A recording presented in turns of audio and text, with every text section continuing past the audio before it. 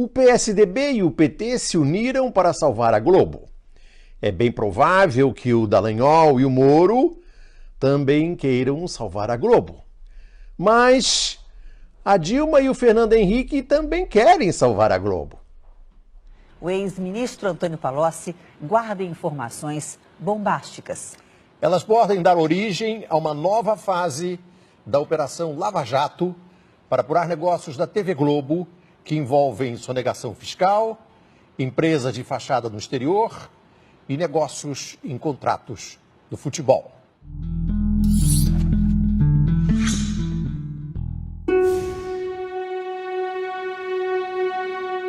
Quando era candidata à presidenta da República pela primeira vez, a ministra Dilma Rousseff foi à Rede Record, na companhia daquele que seria seu chefe da Casa Civil, Antônio Palocci. Aí eu perguntei a ela diretamente: ministra, quem é que salvou a Globo no início do primeiro governo Lula? A ministra Dilma Rousseff fez assim com o braço e apontou. Foi ele, o Palocci. Antônio Palocci foi o primeiro-ministro da Fazenda do governo Lula. E ele recebeu essa importante, patriótica incumbência de salvar a Globo do presidente da República na gestão anterior, Fernando Henrique Cardoso. Vamos voltar ao fim do governo Fernando Henrique, o fim do segundo mandato que ele comprou para a reeleição. Sucessão de Fernando Henrique. De um lado, o candidato de Fernando Henrique, seu amigo, dileto companheiro de coração de tantos anos, o José Serra, conhecido como o maior ladrão do Brasil. José Serra começou a roubar em 1983, quando se tornou secretário do Planejamento do governador Franco Montoro em São Paulo. Porque o negócio dele não era fazer política. O negócio dele sempre foi roubar. Do outro lado, o nordestino sem dedo que não sabe falar inglês, o Lula. Foi uma batalha eleitoral feroz, como sempre. Você sabe, ter acompanhado, que eu sou a única possibilidade que o Brasil tem de construir um pacto social. E o que fez Fernando Henrique para ajudar o Serra na eleição e garantir que o Serra seria o seu sucessor? No finzinho do governo, em 2002, ele deu 300 milhões de reais à Globo, que evidentemente valiam muito mais do que 300 milhões de reais hoje. E a Globo apoiou o Serra nessa eleição com a faca nos dentes. Mas não adiantou nada. O Lula deu uma surra no Serra. O ex-metalúrgico Luiz Inácio Lula da Silva é festejado a caminho do Congresso. O então novo ministro da Fazenda, Antônio Palocci, resolveu continuar com aquela política do seu antecessor e ajudou a Globo. Ajudou a Globo. Como terá ele, Palocci, ajudado a Globo? O repórter da Rede Record, Luiz Carlos Azenha, sabe. Segundo estes documentos da Receita Federal, naquele período em que quase faliu, a Globo conseguiu comprar os direitos de transmissão da Copa do Mundo sem pagar impostos no Brasil. Uma operação fraudulenta escondida atrás de uma empresa de nome Empire, Império em inglês. O Azenha conhece em detalhes as mutretas da Globo no campo do futebol. Ele é um dos autores do livro best-seller O Lado Sujo do Futebol. Nesse domingo, 15 de julho de 2017, no programa Domingo Espetacular, Luiz Carlos Azenha foi atrás da delação que o Palocci quer fazer e aparentemente, o procurador Dallagnol e o juiz imparcial Moro de Curitiba aparentemente não querem ouvir. A única situação que eu discuti com o BNDES Créditos foi em situações de empresas que iam entrar em falência, que eram empresas de grande porte no Brasil e cuja falência poderia significar uma fila de falências de muita repercussão. Empresas da área de comunicação tiveram problemas sérios nesse período. Palocci definitivamente não podia deixar a Globo falir. A Dilma também não. E a Dilma queria se reeleger. Então, como o Fernando Henrique em 2002, a Dilma, em 2014, resolveu não deixar a Globo falir. A Globo estava quase falida e enterrada de dívidas na Receita Federal. O Azenha explica isso muito bem, detalhe por detalhe. No dia 18 de junho de 2014, a Dilma baixou a Lei 12.996. Era para perdoar a dívida da Globo, além de outros poucos devedores da Receita. O prazo para aderir era até o dia 25 de agosto. Rapidinho, no dia 22 de agosto, a Globo aderiu e pagou à vista R$1 bilhão. E o filho do Roberto Marinho se livrou, por enquanto, da cadeia. E pagou à vista um bilhão de reais, mas peraí, a dívida era de 2 bilhões, com juros, multa, correção monetária. E o outro bilhão? O outro bilhão? O outro bilhão o gato comeu. A Globo deveria ter simplesmente comprado os direitos de transmissão e pago os impostos. Ela não fez isso. Ela criou uma série de empresas para que uma dessas empresas herdasse os direitos e esses direitos passassem para a Globo como que por osmose, assim, sem que houvesse o ato de comprar os direitos diretamente pela Globo sem pagar os impostos. Quer dizer, o gato, não. Seria um escândalo. Já imaginou, amigo navegante, espectador dessa TV afiada? Um filho do Roberto Marinho, um dos homens mais ricos do universo, encana numa cela comum. Cela comum, sim, porque os filhos do Roberto Marinho não têm diploma universitário. A Receita Federal acusou a Globo de simulação. Multou a empresa em 150% do valor do imposto sonegado. Pretendia processar um dos donos da emissora, José Roberto Marinho, por crime contra a ordem tributária. Mas o Brasil é um filme pornográfico. Como diz o Azenha, aí a essa altura se assistiu a uma cena de cinema. Quando a denúncia veio à tona, o valor devido pela família Marinho aos cofres do governo brasileiro, com multa e juros, já passava dos 600 milhões de reais. Foi então que aconteceu um episódio de cinema.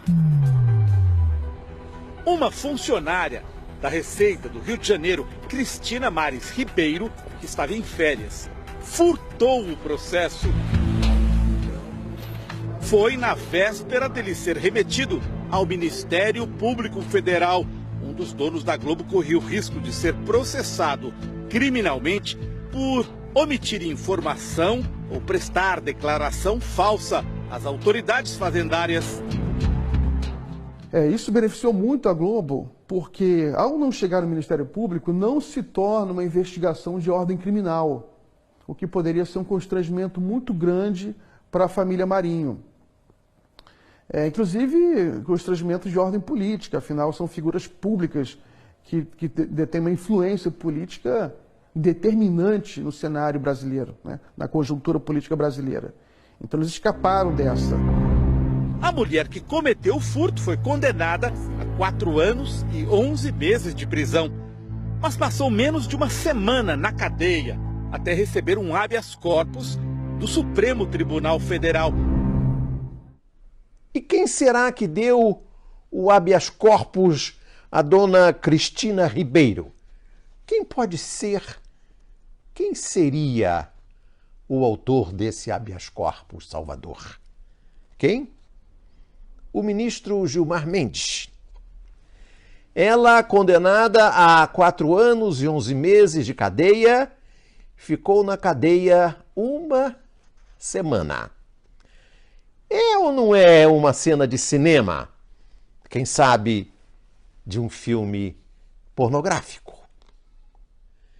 Quem vai botar a Globo na cadeia? Quem quer ouvir a delação do Palocci? Quem quer ver os filhos do Roberto Marinho numa cela comum? O Fernando Henrique não quis. O Lula não quis. O Palocci não quis. A Dilma não quis.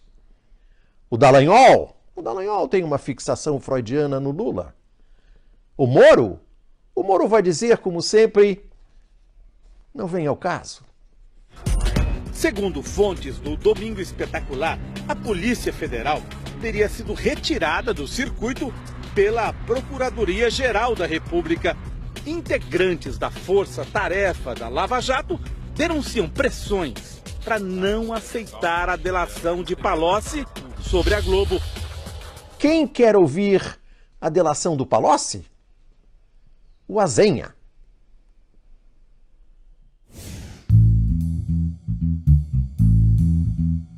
Azenha, você publicou no seu site, Viu Mundo, um texto chamado O Escândalo no Futebol, Ricardo Teixeira, o homem-bomba que a Globo não quer ver indiciado. E você começa a tratar da International Sport and Leisure, ISL, que montou um esquema que enriqueceu João Avelange e Ricardo Teixeira, e que isso está no seu livro, best-seller, O Lado Sujo do Futebol. Você poderia resumir um pouco para nós como que a ISL enriqueceu João Avelange e Ricardo Teixeira? A ISL fez na Suíça, no escândalo que foi apurado na Suíça, o mesmo papel que o J. Ávila faz nesse escândalo apurado pelo FBI. Era intermediário. E aí muitas pessoas se perguntam, inclusive nas CPIs realizadas no Brasil, na CPI do futebol realizada no Senado, um senador CPI da perguntou... Nike. Não, a do futebol, foram duas. O futebol no Senado, na Nike na Câmara. Um senador perguntou, mas qual o papel que você fazia, Jota? Por que precisava de um intermediário? O papel dos intermediários é justamente esse, de receber a bolada e fazer a distribuição da propina. O papel da ISL era ela não vendia grandes serviços. A FIFA poderia ter vendido os direitos de transmissão diretamente para um pool de emissores de TV. Ela poderia ter um departamento que fizesse o serviço da ISL. A ISL estava nesse papel de intermediação justamente para poder receber o dinheiro da propina, desviar dinheiro e pagar os cartolas. Deixa eu entender bem. A FIFA vai realizar uma Copa do Mundo na África do Sul ou no Brasil. Sim. E precisa vender os direitos de transmissão, essas transmissões televisivas, entre aspas, expressão que aparece no inquérito do FBI. Então a FIFA quer vender esses direitos, digamos, ao Brasil, à Colômbia, ao Chile, ao Uruguai. E ela não vende diretamente, ela vende através de uma instituição como a ISL ou o J. Ávila. O J. Ávila no Brasil, o intermediário da CBF. Se você olhar os... Da FIFA? Não, o J. Ávila foi intermediário aqui no Brasil, na Copa do Brasil, por exemplo, da CBF. Ele foi intermediário. Se você olhar a CBF, por exemplo, outros contratos da CBF, é muito comum, quando a gente estudou os contratos da época do Ricardo Teixeira, de repente surgia do nada um intermediário, o cara em cima da hora. Por exemplo, jogo Brasil e Portugal. Certo. Disputado no Gama, entre Brasil e Portugal. Um jogo do Brasil. Um jogo treino. Um jogo amistoso do Brasil. De repente, o Ricardo Teixeira, de véspera, veio e entrou uma empresa chamada Ailanto, que foi a intermediária. Do nada. Que pegou 10 milhões de reais do governo do Distrito Federal. Por que ela pegou? De quem era essa empresa? De um dos sócios do Ricardo Teixeira, que era o ex-presidente do Barcelona, o Sandro Rosell. Então, só para te dar uma geral de como é o papel do intermediário no futebol. Ele pega o direito de transmissão, em tese só para revender para a emissora, recebe da emissora e com esse dinheiro, parte desse dinheiro desvia para pagar as propinas, forma os propinodutos. Então, por exemplo, vamos dar um outro exemplo. CBF, contrato da Nike com a CBF. O famoso contrato assinado em 1996. 160 milhões de dólares. O que o FBI apurou? 40 eram propina. 30 foram pagos. Para quem foi pago? A Nike pagou diretamente para o J. Ávila. para a empresa do J. Ávila, na Suíça. J. Ávila dividiu em 2, 15 ficou para ele, porque eles pagaram 30, dos 40 pagaram 30. 15 para ele, 15 para o Ricardo Teixeira. Então, o intermediário nessas negociações do futebol tem esse papel de... Quer dizer que a Nike não podia chegar na CBF e dizer assim, olha aqui, ó, toma X dólares para eu poder patrocinar a seleção brasileira? Poderia fazer diretamente. Poderia. Mas o papel do intermediário é o mecanismo de criar o propinoduto. Mas aí a CBF diz, não, eu não trato desse assunto, tem que falar com o J. Ávila. Fala com o J. Ávila. Tá. Aí o J. Ávila... J. Ávila tinha que dar uma carta da CBF para receber diretamente da Nike na Suíça, como intermediário. Sei. Então o J. Ávila pega e dá um pouquinho para o Ricardo Teixeira. Metade para o Ricardo Teixeira. Só naquele contrato ele faturou 15 milhões de dólares. Hoje daria 45 milhões de reais. Para você ver como... Isso dá mais ou menos, eu fiz um cálculo desses contratos. A taxa de propina desses cartolas estava em 20%, 25% do valor do contrato. É altíssima. Tem uma série de contratos da Copa América, por exemplo, que vai até 2020 e poucos. O contrato era de 400 milhões, eles pagaram 100 milhões em propina. Peraí, um contrato de quem com quem? Um contrato da Comebol. Comebol, que é a instituição que reúne os times da América do Sul, mais a CONCACAF, porque times da América do Norte eventualmente participam da Copa América, né? Os Estados Unidos são convidados, o México, etc e tal. Esses contratos com o J. Ávila para ele poder vender no mundo inteiro. Quanto vale isso? 400 milhões, o contrato de várias Copas, várias edições, era de 400 milhões, sendo que 100 adicionais foram destinados à propina. Então, você vê que dá uma taxa alta de propina, altíssima. Claro, altíssima. Então, deixa eu te perguntar, se a CBF organiza um campeonato, digamos o Brasileirão, entrega ao J. Ávila para negociar as transmissões televisivas, e o J. Ávila entrega a Globo e não a Record, ao SBT, ou a TV Cultura, ou a Rede TV. Como é que se distribuiria, teoricamente, a propinagem nessa operação? Isso é o que está faltando apurar. Por isso que eu escrevi esse post, disse que o Ricardo Teixeira é um homem bomba. Porque ele sabe mais do que ninguém. O J. Ávila contou ao FBI as propinas que ele pagava aos cartolas. O que ele não poderia contar é se alguma emissora de TV pagou ou não propina por exclusividade, porque isso ele não sabe, ele é intermediário. Quem sabe são os cartolas, é os cartolas que vão contar isso. Será que o Ricardo Teixeira levou dinheiro de alguma emissora para garantir exclusividade? Isso tem duas pessoas que podem contar, ou o próprio Ricardo Teixeira, ou o Marinho, que era próximo dele, que era vice-presidente quando ele estava lá, ou o homem da Globo. Claro. Que é o e Marcelo. Só a Globo tem exclusividade. Só a Globo no Brasil tem. Marcelo Campos Pinto. Que é o Marcelo Campos Pinto é outro homem bomba. Outro homem bomba. Outro homem que sabe de tudo. A gente não pode acusá-los. Claro. De terem pago. De jeito nenhum. Agora, é curioso que, se você olhar, como nós olhamos no livro, o conjunto de contratos, vamos excluir a Globo. Pega a Globo apenas como parte de um todo. No todo, aconteceu muitas vezes da empresa que fazia propostas maiores não ganhar. Isso é sinal do quê, Paulo Henrique? Propina. Alguma coisa tem aí. Bom, isso nós sabemos perfeitamente que numa A ISL já fez, só para dizer que não é um caso da Globo, a ISL já fez propostas inferiores a competidoras, uma competidora americana, e ganhou. No Brasil, a Record já fez uma proposta melhor que a da Globo e perdeu. Tanto na Copa do Mundo quanto no Brasileirão. Você entendeu? Perdeu. Por que é esse... Então, do que eu estou te falando é que existe um padrão. Por que esse padrão de emissoras empresas que oferecem mais e perdem? O que tem no meio? Essa é a pergunta do momento, que ainda não foi esclarecido e que vai ser esclarecido. Você acredita que vai ser esclarecida como? Eu acredito que o Ricardo Teixeira vai ser indiciado nos Estados Unidos. Por que você acredita nisso? É o que você diz no seu artigo no Viu Mundo. Vamos explicar ao nosso espectador aqui no Conversa Fiada. Aos internautas. Porque Eu li as 300 páginas do indiciamento.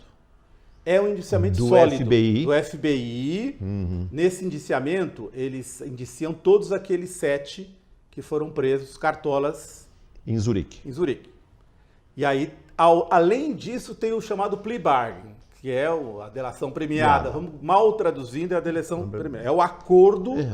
Tá? Não comparar com o que está acontecendo em Curitiba. Não, mesmo porque não vaza. Nunca vaza. Os estados não vazam. Não vaza. Os Estados Unidos não vaza seletivamente, como acontece em Curitiba. Não vaza para Globo, não vaza para Estadão, para Veja. Exatamente, não vaza. Não vaza. Lá é um fenômeno isso. Não vaza. Faz parte da investigação segurar as informações, claro. Porque tem desdobramento. Claro. Quando você vaza, você está enfraquecendo a sua própria... Claro. A teoria do nosso juiz aqui, Moro, de que deve ser feito tudo às claras, porque é uma maneira de prestar contas, é furada, porque ele está enfraquecendo a própria investigação dele, os próximos passos. Claro. O FBI está nesse negócio, eles não são amadores nisso. Não.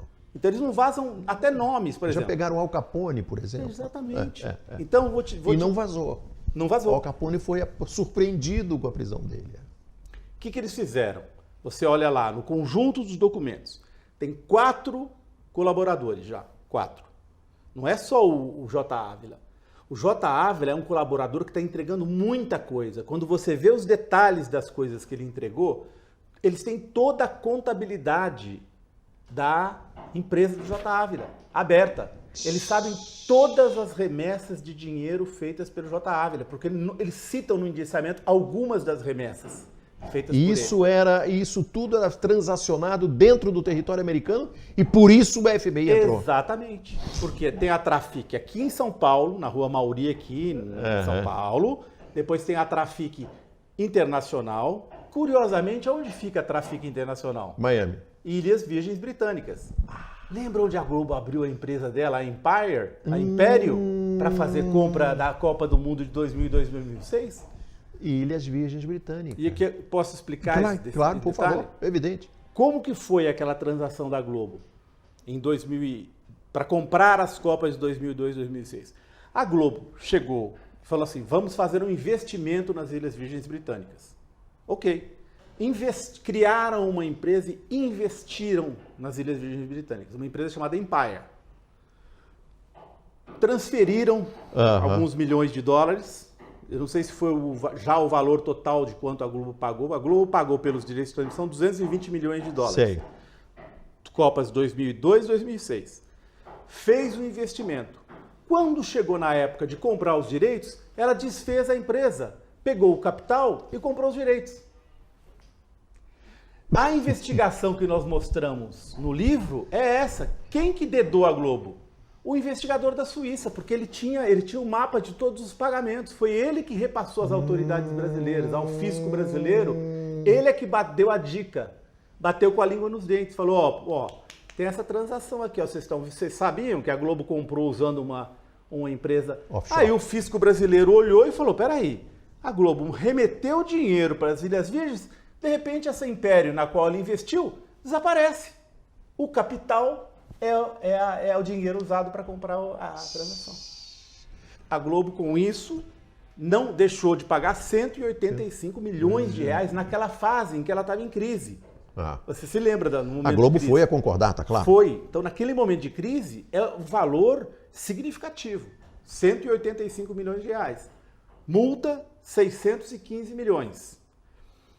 Mais recentemente, você noticiou, eu também noticiei, aparentemente, a Receita Federal conseguiu receber mais de 1 bilhão relativo a essa dívida da Globo. Né? Então, o caso acabou ali. Mas você vê, olhando o que a gente viu no livro, Ricardo Teixeira, Liechtenstein, Andorra, Ilhas Virgens Britânicas, é onde trafega esse dinheiro do futebol. Não é a Globo só, não. Porque são operações que... Não é um cara que inventa esses esquemas. Não. São esquemas que já existem, Paulo Henrique. Então, Ilhas Virgens Britânicas é um endereço muito comum utilizado no meio do futebol para fazer transações. J. Ávila, São Paulo, Ilhas Virgens Britânicas, Miami. O que é que ele tinha em Miami? Trafic USA e Miami. Trafic International, Ilhas Virgens Britânicas, Trafic São Paulo aqui. Mas o sócio dele lá em Miami foi preso? Foi preso também. Foi. Agora, nós fizemos esse pequeno atalho para você descrever por que você tem certeza de que o Ricardo Teixeira está indiciado. Sim. Bom, então eu estava te falando do indiciamento. O indiciamento tem 4 colaboradores que estão entregando tudo, especialmente o J. Ávila, porque o J. Ávila sabe tudo. Ele é o cara que transacionou com todos, é ele que está implicando as pessoas. O Ricardo Teixeira não é citado, porém, a certa altura do indiciamento, está escrito assim, no dia tal, em Nova York, em 1996, foi assinado um contrato entre o presidente da CBF, que assina de um lado, e uma empresa de material desportivo dos Estados Unidos, e mais o J. Ávila. Ué, quem assinou esse contrato em 96? Ricardo Teixeira de um lado, Nike de outro e J. Ávila. O que o J. Ávila já entregou ao FBI? Eu recebi, porque esses documentos estão na mão do FBI, porque ele deu tudo. Eu tinha uma carta dada pela CBF, pela qual eu poderia receber o dinheiro do contrato, a propina, diretamente da Nike na Suíça. Então ele entregou o esquema da Nike. E contou essa história que ele disse. Ele contou, metade da propina eu rachei com o Ricardo Teixeira. Então nós sabemos, o Ricardo Teixeira dependendo do documento, ele é identificado por um nome, por um número. No documento do indiciamento ele é o número 11, num outro ele é o 13, mas nós sabemos que ele é o 11, ou seja, ele é um co-conspirador que está sob investigação, porque todos os co-conspiradores ainda não identificados publicamente também estão sob investigação. E por que ele não foi preso? Porque provavelmente eles ainda não têm as provas suficientes para indiciá-lo. Mas, anteontem, o chefão do fisco dos Estados Unidos, da Receita Federal, deu uma entrevista ao New York Times dizendo que é quase certo que virá uma segunda rodada de indiciamentos. Eu tenho poucas dúvidas de que o Ricardo Teixeira estaria nessa lista, porque com certeza ele está sendo investigado, porque o nome dele, embora ele não tenha sido identificado, porque é um cuidado que eles tomam para não entregar ouro, claro, mas ele é o co-conspirador número 11, que está na documentação. Ou 13, depende do documento, mas ele está lá. Agora, Zenha, e se o Marim e o Ricardo Teixeira abrirem o bico? O que acontece com a Globo? Você tem que olhar, Paulo Henrique, para o que você que morou tantos anos nos Estados Unidos, eles estão building a case, como se diz, né? Estão construindo o caso. Dos quatro que estão colaborando, eles arrumaram um caso contra um menor lá, filho de um cartola, que não é uma coisa menor, mas cataram o cara por mentir num pedido de financiamento imobiliário. Então eles vão arrumando coisa para um acusar o outro que acusar o outro.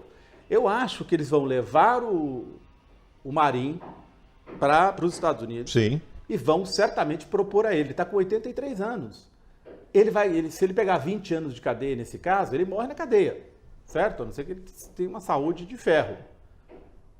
A tendência do Marim contar. O Marim, o Ricardo Teixeira, esses sim, porque são as pessoas que estavam dentro da federação, esses sim é que têm condições de, ao colaborar com a justiça, se colaborarem com a justiça, contarem o esquema da Globo. O esquema da Globo. Ou das emissoras de televisão. Porque eles vão ter que explicar por que uma emissora, mesmo com propostas inferiores, manteve um controle tão grande sobre o futebol por tanto tempo. Claro. E esse Del Nero? O Del Nero é da mesma turma. O Del Nero também, aí já não é absolutamente certeza que ele esteja sob investigação. Mas se você lê os dados, né, porque a certa altura do indiciamento eles dizem assim, fulano, que era dirigente da CBF, da Comebol e tinha uma posição na FIFA, só pode ser ele, entendeu? Então o Del Nero... Ele Del Nero. Ele Del Nero, que é outro que provavelmente está sob investigação. O que talvez explique o fato dele ter voltado correndo. Correndo sem votar. Sem votar.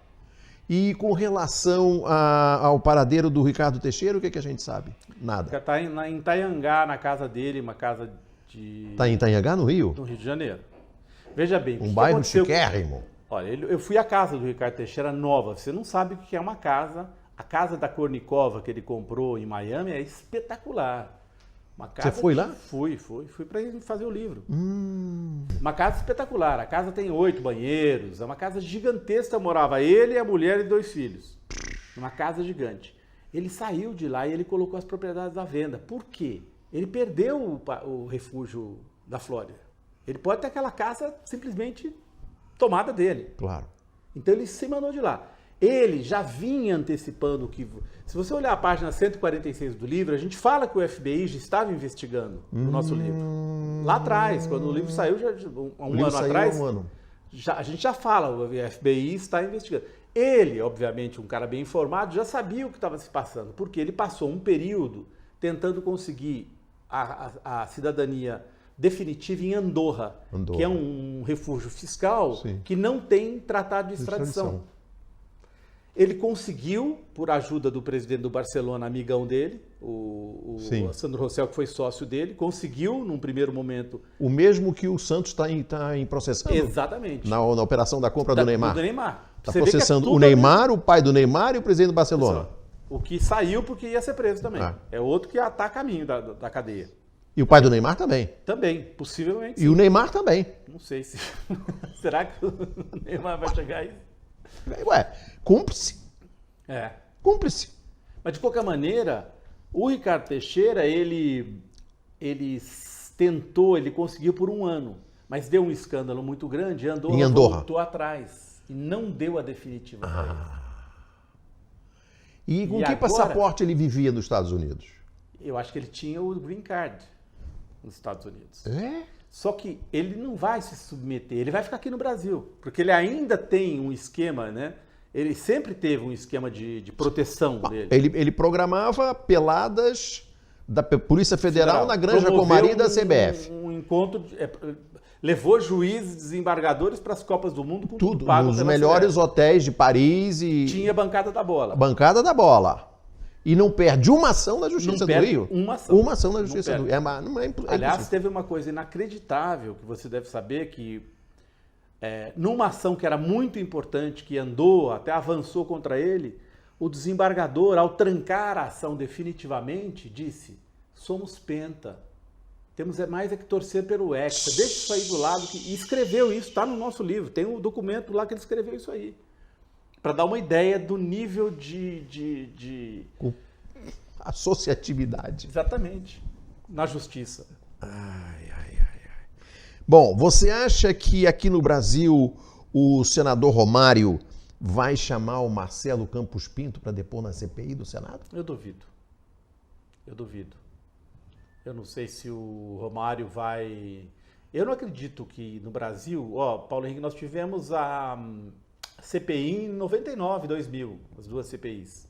15 anos se passaram. O contrato da Nike foi investigado na CPI e não se descobriu nada subsequentemente.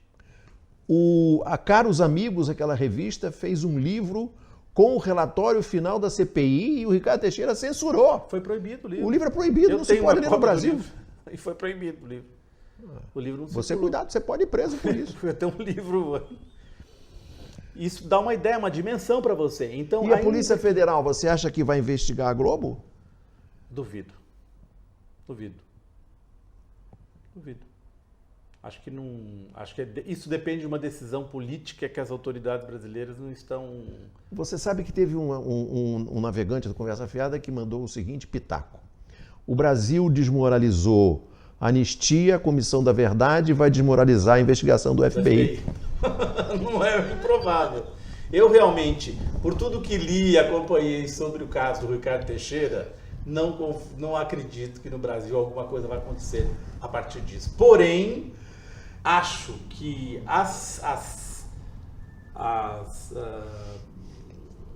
o que vai acontecer a partir de agora nos Estados Unidos, a blogosfera vai vibrar com isso, porque vai render muita coisa. Nós vamos nos divertir. Acho que nós vamos, no mínimo, nos divertir muito. Luiz Carlos Azenha, não sei se você sabe, mas nós fizemos aqui um campeonato aqui no Conversa Fiada, um campeonato de frases, e os vencedores foram agraciados com o livro o lado sujo do futebol. Nós vamos reinstituir esse campeonato para comprar mais exemplares do lado sujo do futebol e dar aos vencedores. Muito bem. Muito obrigado.